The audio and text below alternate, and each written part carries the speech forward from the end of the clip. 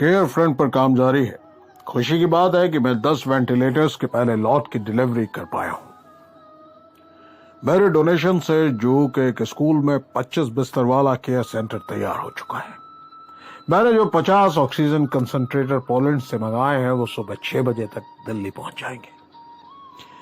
15-16 मई की दरमियानी रात को अमिताभ बच्चन साहब ने यह तमाम जानकारी अपने ब्लॉग पर दी। देश कोविड-19 नाम की मुसीबत से जूझ रहा है। तमाम लोग परेशानी में घिरे हैं। इनमें से बहुतों को मदद की जरूरत है। लोग मदद कर रहे हैं और इस बीच तमाम लोग ऐसे भी हैं जो नायकों, महानायकों और बड़े लोगों से पूछ रहे हैं कि क्या वो मुसीबत ज़्यादा लोगों की मदद कर रहे हैं। जब आप सोशल मीडिया और मेन स्ट्रीम मीडिया के जरिए सामने आ रहा है, ये बताया जा रहा है कि कई फिल्म सितारे और क्रिकेट खिलाड़ी लगातार डोनेशन दे रहे हैं। सोनू सूद एक बड़े मददगार के तौर पर सामने आए हैं।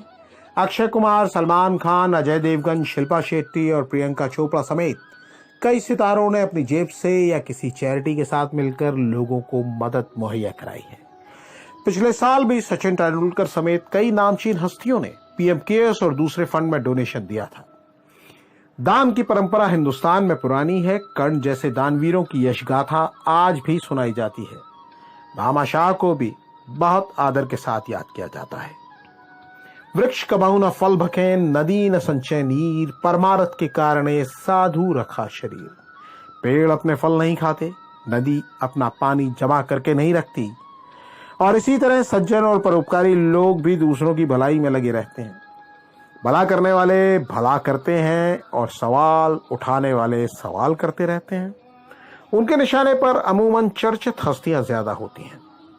अमिताभ बच्चन साहब 78 साल के हो चुके हैं, काफी वरिष्ठ हैं। सवाल उनसे भी होते हैं। शायद इसीलिए उन्हें अपने योगदान का बखान करना पड़ता होगा। बच्चन साहब अपने ब्लॉग में लिखते हैं, I give wherever I can, यानी जहां मुमकिन होता है मैं योगदान देता हूं।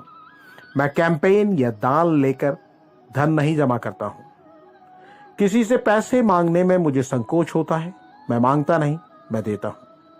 यकीनन बच्चन साहब के पास संसाधन है, वो बड़ी राशि दान करते हैं। एक संगठन के तौर पर हम यानी युगांधर बीते करीब 8 साल से सक्रिय हैं और हम भी कभी सरकार या किसी निजी व्यक्ति से दान नहीं मांगते। संगठन के सदस्य अपनी कोशिशों के जरिए ही मदद करते हैं, भले ही वो मदद छोटी क्यों न हो। कोरोना महामारी शुरू हुई तो ब्रजेश कुमार जैसे साथियों ने पीएम केयर्स में अंशदान किया।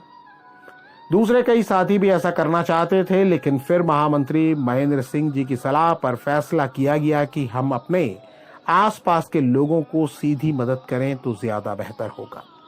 ऐसे लोग जिनके रोजगार चले गए हैं या ठप हैं और संकोच की वजह से वो किसी से मदद नहीं मांग सकते हैं।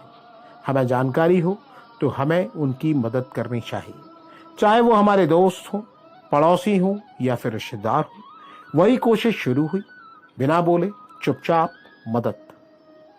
कोरोना काल में दिक्कत सिर्फ कोविड से जुड़ी बीमारियों को लेकर नहीं है। लोग दूसरी गंभीर बीमारियों का भी शिकार हो रहे हैं, उन्हें भी मदद चाहिए। और हमने जहां महसूस किया, थोड़ा ही सही लेकिन मदद की। मदद उन्हें भी चाहिए जिनके पास संसाधन नहीं है लेकिन बच्चों की शादियां करनी है। हमारे अध्यक्ष राकेश शर्मा जी ने हाल में ऐसे कुछ परिवारों की मदद की। बच्चन साहब की तरह हमारे ये सब बयान करने का मकसद भी तारीफ हासिल करना नहीं है, बल्कि पूरी विनम्रता के साथ ये भरोसा दिलाने का है कि हम फिक्रमंद हैं। बेशक आज हिंदुस्तान को विदेशों से भी मदद स्वीकार करनी पड़ रही हो, लेकिन हम हर संभव कोशिश करेंगे।